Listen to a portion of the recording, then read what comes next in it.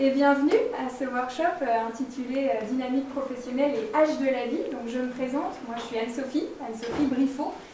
J'exerce au sein du cabinet LGP Conseil. Je suis donc consultante au sein de ce cabinet-là et responsable de l'activité évolution professionnelle au sein du cabinet. Et je suis accompagnée de ma collègue que je vais laisser se présenter. Bonjour à tous, Marion Cotreau, je suis également consultante au sein du cabinet LGP Conseil. Donc LGP Conseil, si vous ne connaissez pas, c'est un cabinet qui est spécialisé dans le management des dynamiques humaines. Donc on place l'humain, en tout cas au cœur du développement. Notre mission, c'est d'accompagner les organisations, les groupes et les individus dans la pleine expression de leur potentiel.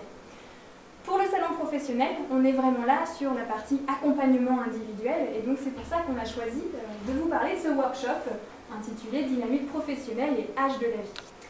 Alors, de quoi on va discuter? Qu'est-ce qu'on met derrière cette thématique-là? L'objectif, c'est qu'on vous parle un petit peu de la manière dont qu'est-ce qu'on met derrière une dynamique professionnelle? Comment ça résonne pour nous?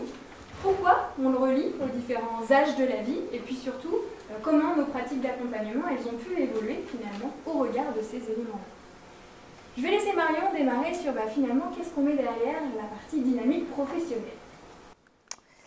Eh bien oui, les dynamiques professionnelles, qu'est-ce que c'est? Les dynamiques professionnelles, pendant longtemps, elles étaient considérées comme interdépendantes des entreprises.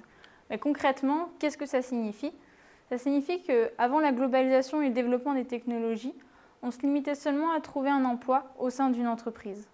Pourquoi? Parce que les entreprises, elles étaient en mesure de nous promettre une évolution de carrière. Donc nous limitions à sécuriser un emploi au sein de cette entreprise sans envisager un potentiel rebond en dehors de cette organisation. Le cloisonnement entre vie privée et vie professionnelle était bien établi et on n'envisageait pas ces deux sphères de manière ensemble, en tout cas. Et donc, aujourd'hui, eh bien, en quoi c'est différent? Aujourd'hui, c'est différent puisque les entreprises, elles ne sont plus en mesure de nous promettre cette carrière. Pourquoi? Parce qu'elles font face à une transformation. Elles doivent prendre des décisions de plus en plus rapides dans un contexte où l'incertitude est omniprésente. Vous connaissez d'ailleurs peut-être l'environnement dans lequel l'acronyme qui qualifie cet environnement dans lequel nous évoluons. Il s'agit de l'acronyme VICA. VICA pour volatile, incertain, complexe et ambigu. Et donc face à ça, puisque les entreprises elles sont plus en mesure de nous promettre cette évolution de carrière, eh bien on va être davantage renvoyé à nous-mêmes. C'est-à-dire qu'on va être les propres gestionnaires de notre parcours de formation, dans l'objectif de pouvoir rebondir en dehors de notre organisation.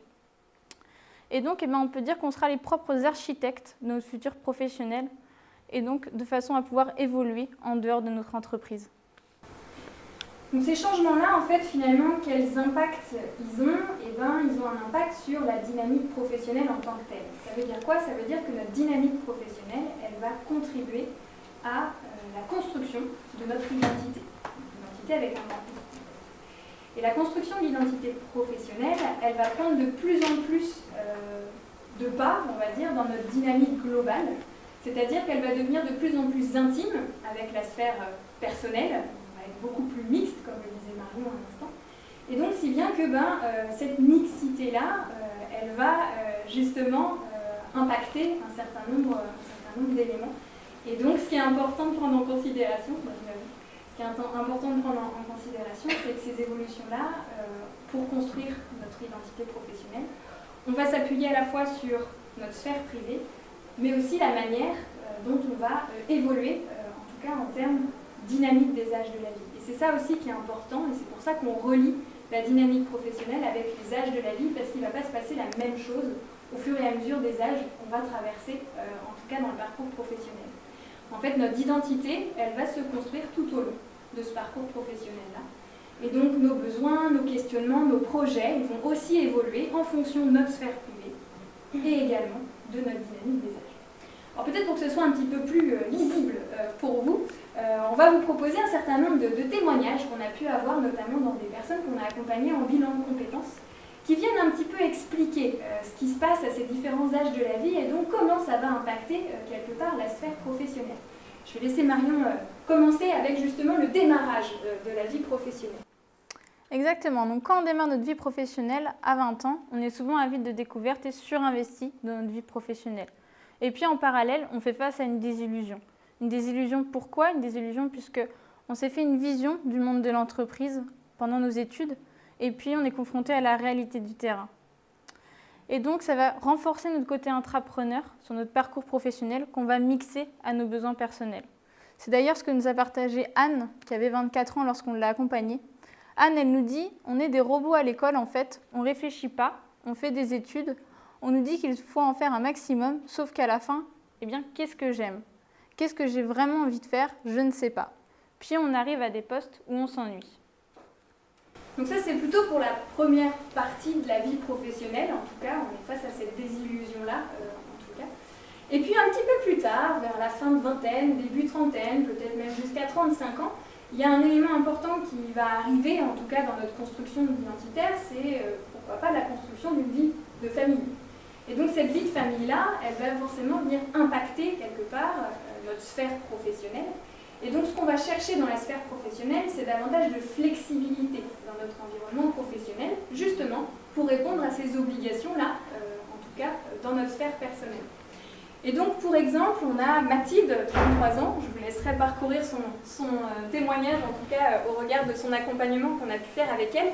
Et un de ses verbatims, en tout cas qu'elle mettait en avant, c'était mon travail ne me permettait plus de concilier ma vie professionnelle avec ma vie familiale, donc j'ai changé de job pour avoir moins de contraintes horaires et plus de disponibilité le soir. Et puis ensuite, vers 40-45 ans, on est en transition de vie professionnelle et personnelle. On a besoin de faire le bilan sur notre identité. La famille grandit, on a plus de liberté et puis on repense à nos choix faits en 20 ans et on se demande si c'était les bons. Puis à côté, il y a des certitudes qui peuvent venir nous habiter. Donc on a besoin de se réancrer dans ces différentes sphères, vie professionnelle, vie personnelle, et puis de les réévaluer, de réévaluer nos motivations profondes et de redéfinir un périmètre d'action. Donc Judith, par exemple, 43 ans, le relevait très bien. Elle disait, ça fait du coup 20 ans que je bosse avec toujours ce truc viscéral. Et donc là, on était dans une remise en question et d'un accompagnement du coup qu'on avait adapté à sa problématique. Et un petit peu plus tard, du coup, fin de quarantaine, début de cinquantaine, peut-être jusqu'à 55 ans à peu près, là, il y a encore des choses qui évoluent. Qu'est-ce qui se passe? La vie, en tout cas personnelle, elle évolue. Les contraintes qui étaient rattachées sont différentes, en tout cas au regard de ça, et donc forcément, ça va impacter la sphère professionnelle. Ça l'impacte comment? Pour la bonne et simple raison qu'on va plutôt repenser à la manière dont on a envie d'investir ou de réinvestir son activité professionnelle. Pourquoi pas se lancer dans de nouveaux projets, dans de nouvelles missions, mais aussi se dire, quelque part, comment je peux valoriser toute l'expérience que j'ai pu acquérir et pourquoi pas transmettre, en tout cas à cet âge-là de la vie.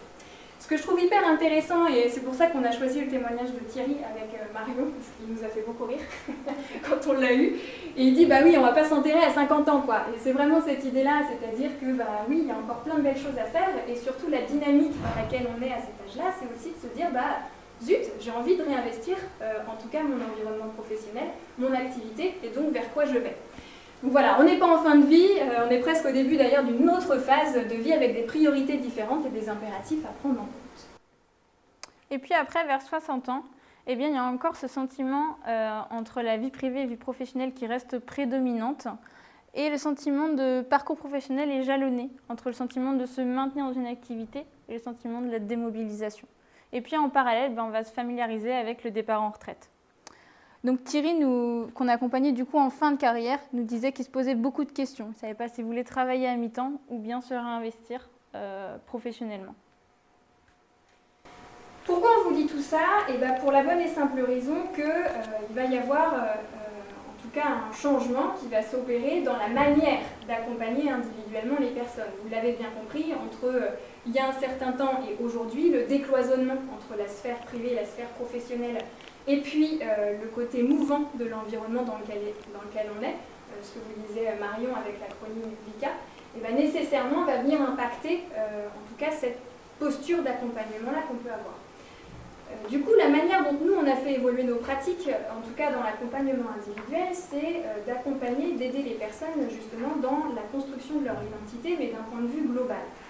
Ça veut dire quoi? Ça veut dire qu'on va travailler sur une dynamique professionnelle qui prennent en considération à la fois la sphère personnelle et les spécificités, peut-être les contraintes qui sont liées à ça, mais aussi la dynamique des âges, comme on vient de le voir ici, et l'environnement mouvant dans lequel on évolue. Peut-être pour que ce soit un petit peu plus clair pour vous, c'est vous proposer une trame autour de voilà, de comment on peut accompagner, quelles questions on peut être amené à vous poser peut-être dans les accompagnements qu'on peut réaliser.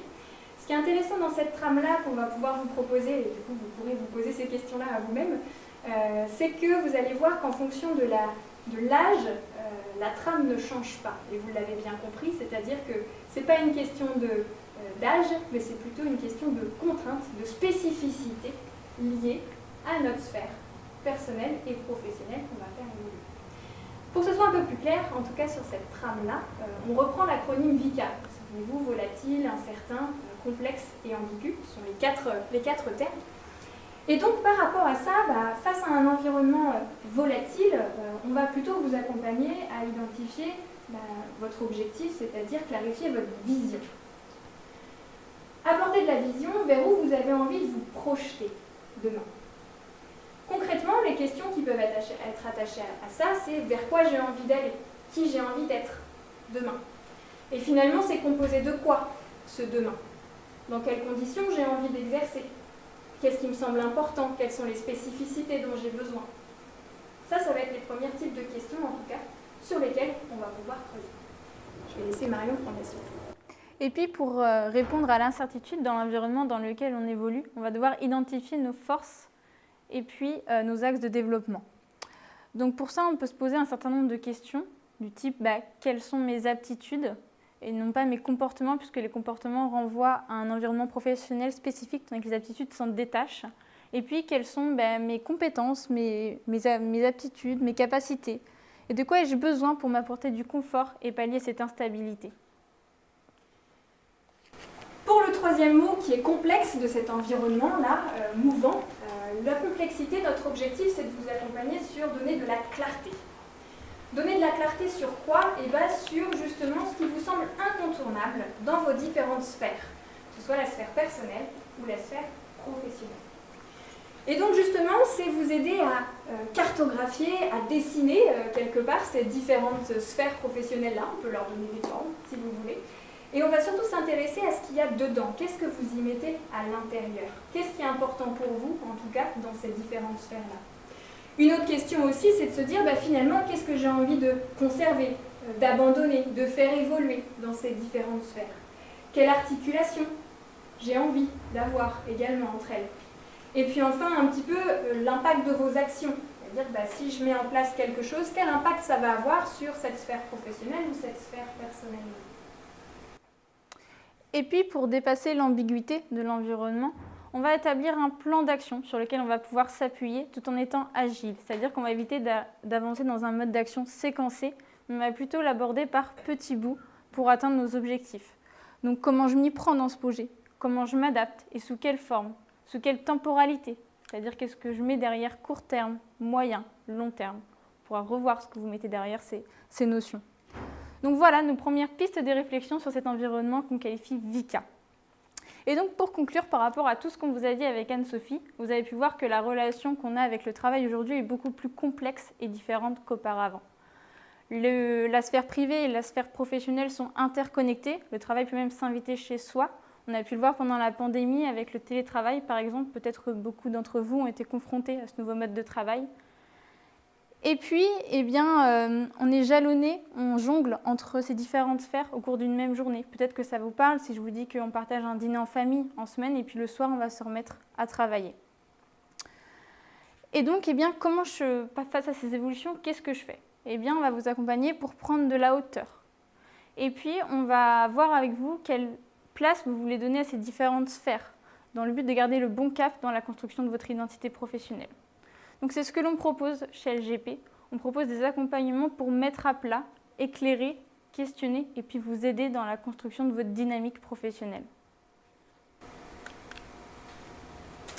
Bien, merci à vous de nous avoir écoutés pour ce workshop dynamique professionnelle et âge de la vie. On laisse place aux questions, aux remarques, si toutefois il y a des choses sur lesquelles vous souhaitiez rebondir, à chaud, en tout cas suite